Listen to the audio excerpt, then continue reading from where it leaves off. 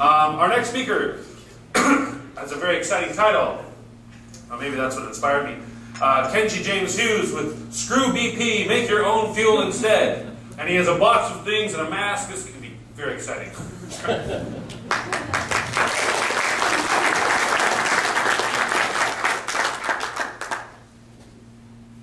So hello, my name is Kenji Fusay. I'm a musician in the Victoria Symphony, and I also volunteer on the board of the Island Biodiesel Co-op, incorporated in 2006. We make biodiesel out of used cooking oils and such. So the title was Screw BP, but the real topic is, the real title should be after the budget in 2009. BC Biodiesel now supports the petroleum industry, and I'll get to that. But first I'll just do a little demonstration and make in front of you a liter of biodiesel. Here's a liter of used vegetable oil from some of my favorite restaurants, a mixture, fine blend of oil from Barb's Place, the fish and chips place in Fisherman's Wharf. If any of you are tourists, it's a great place, in a Japanese restaurant called the Bizu on Trouton. Is that product placement? Yeah. Do you need assistance?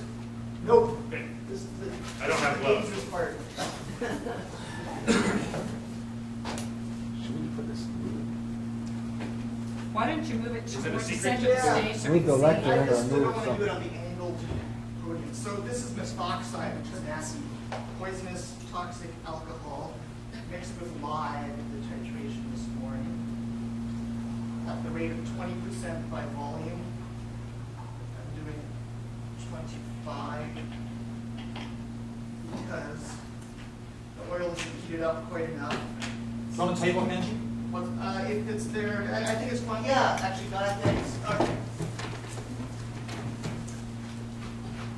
Awesome. So you mix them both up. What's happening is the lye is caustic. It's first reacting with the. It's first reacting. It's first reacting with the fatty acids, which are in used oil. If it was virgin oil, you just have a straight 3.5 grams of lye per each gram of oil. But at any rate, so the lye is cracking off the glycerin from the oil molecule, which is a it's like an E or a three-armed octopus. Fatty acids, three fatty acids connected to glycerin, which is a dense alcohol. So what's going on now is the methanol is replacing that bond that each fatty acid is looking for, and it becomes a new molecule, which is fatty acid methyl ester, or biodiesel. And slowly over the next 20 minutes, this should be a 20 or 30-minute talk, the glycerin will settle out to the bottom, about 12%, usually 15%, and the rest on top, the lighter part, will be biodiesel. So you can watch that if you get bored with the rest of my talk. Do you have one prepared ahead of time like they do in the cooking shows?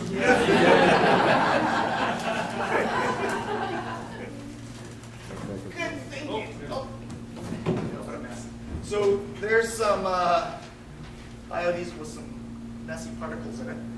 And there's biodiesel with glycerin on the bottom. It won't be that much by volume. Okay, so that's the fun part. Now, so... Please don't drink it. Yes.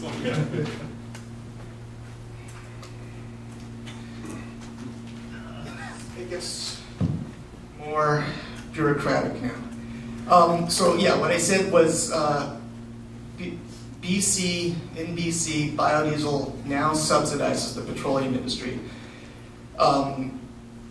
What I mean by that is in the last budget, in the Motor Fuel Tax Act, the Finance Ministry snuck in a little part in Part 1 definitions of diesel fuel, and underneath that it now says includes renewable diesel fuel. Prior to this, there was a legal differentiation between biodiesel and diesel. When you said diesel, you assumed it was petroleum diesel fuel, a leading cause of greenhouse gases. And you assumed that if it was renewable, it was not diesel fuel. And because of that, it was exempt from the motor fuel tax, which, in my opinion, was a no money required subsidy for the industry, which is, in my view, a positive industry. And BC should be supporting it. The other exemption was the carbon tax.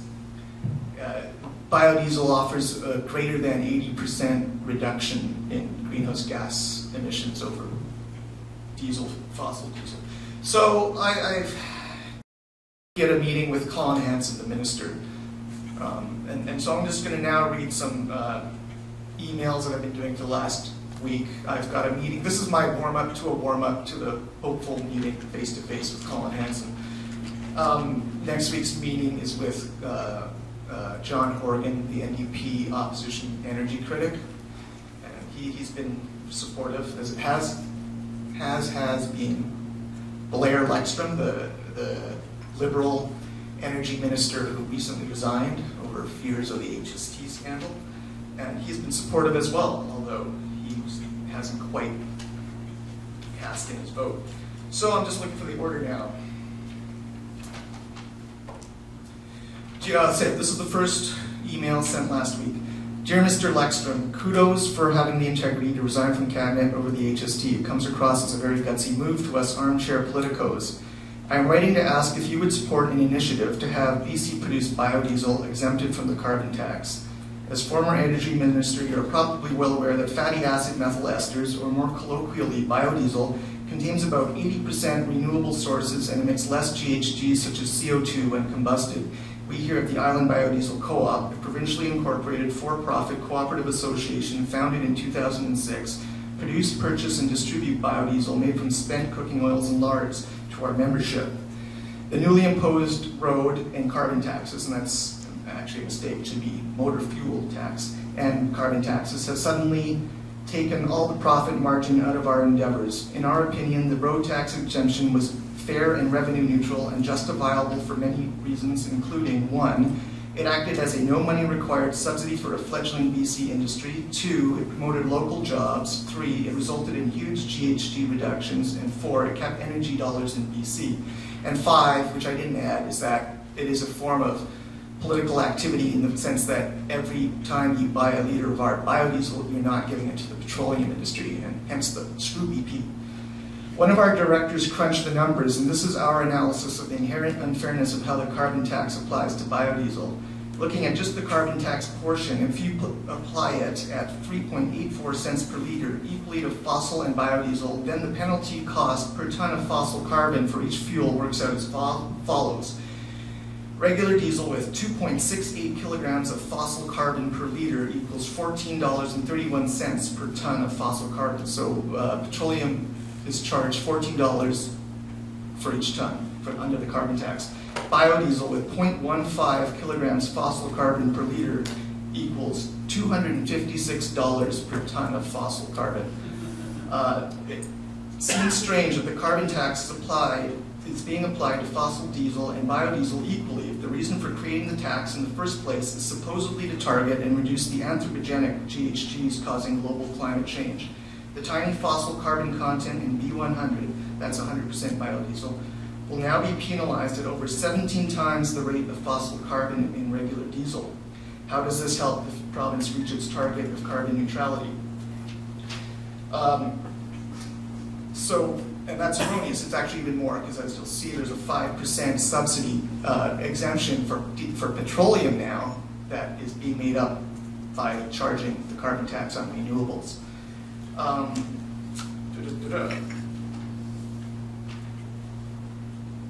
So Blair Lekstrom replies saying, have a meeting with the minister. He says, and I say, well, the Cowshan group is a sister co-op in Duncan. They have had meetings with the ministry, and those guys, they said, do not even pretend to listen. So I informed him, and he says, well, try to have a face-to-face with Colin. So later, I talked about the act. Then I sent the email talking about the exact change I wanted under the motor fuel tax, which was either taking out renewable diesel fuel under the definitions, or at least exempting biodiesel produced in BC at the very least. Arguments for me. One of the good points Blair Lekstrom said is if you're going to get this done, you're going to have to show that they're going to have to make up that every dollar lost in taxing biodiesel somewhere else. So that's my new job, is to find and make an economic forecast that shows that this is going to leave the Ministry of Finance in BC with less money than if they tax it. And actually I think it is true. Some of my arguments that I'm looking into to get the exact numbers are BC has only 2 crude oil refineries compared with 8 in Alberta, all with vastly superior capacity. This means the bulk of the cost of a litre of petrodiesel, which is 40 to 55% according to Shell Canada, is probably going out of province to Alberta and not to your ministry. And actually that should be a greater percentage. That's the crude oil cost. There's also a 14 to 20% cost for the refinery, so it's more than the 60 to 70% range of every litre of petroleum diesel sold in BC is actually going out of the province. The BC ministry is not collecting that revenue. So it makes me wonder, why are they doing this? What is going on? I mean, then I get suspicious, thinking, are there payola scandals going on? Why is he doing this?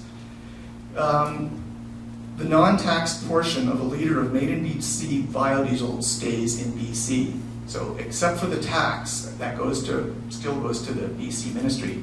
Every other cent is staying in BC. Going to be charged the HST when someone spends it, and then someone else is going to spend it. It's going to be recycled countless times till it gets spent outside of the province. So add up those HST dollars, it's probably vastly superior. These taxes are hurting biodiesel sales in BC, so BC Finance is losing the greater sum, the non-taxed portion of biodiesel which stays in BC, for the lesser sum of taxes collected for petrodiesel. This assumes the consumer is not buying biodiesel because of the increased cost over petrodiesel, and also assumes the consumer will purchase petrodiesel instead of biodiesel. Now, in my last minute, I will just read from the Hansard. These are the transcripts of the debates that went on in the BC Ledge. This is from September 2009. This is Colin Hanson. As a result of and this is the reason I say BC biodiesel, I hope we can say that, start talking about this and writing this. BC biodiesel now subsidizes the petroleum industry. As a result of this requirement, effective January 1st, 2010, Bill 2 amends the Motor Fuel Tax Act to tax ethanol and biodiesel at the same rates as the fuels with which they are blended, or if sold as pure ethanol or biodiesel, as gasoline or diesel fuels respectively. The Carbon Tax Act is also amended effective January 1st to impose carbon tax on ethanol as if it were gasoline, and on gasoline as if it were diesel or light fuel oil. However, the intent of the carbon tax is to impose tax on the actual CO2 emissions from the combustion of fossil fuels. Therefore, this is the great part, the carbon tax rates for gasoline and light fuel oil are reduced by 5% to reflect the overall reduction in CO2 emissions will result from the renewable fuel standard. So because petroleum now has to use 5% renewable fuel, they're going to have a 5% reduction on the petroleum portion, but charge it to the renewable fuel. So please remember that phrase, BC biodiesel now subsidizes the petroleum industry. Thank you.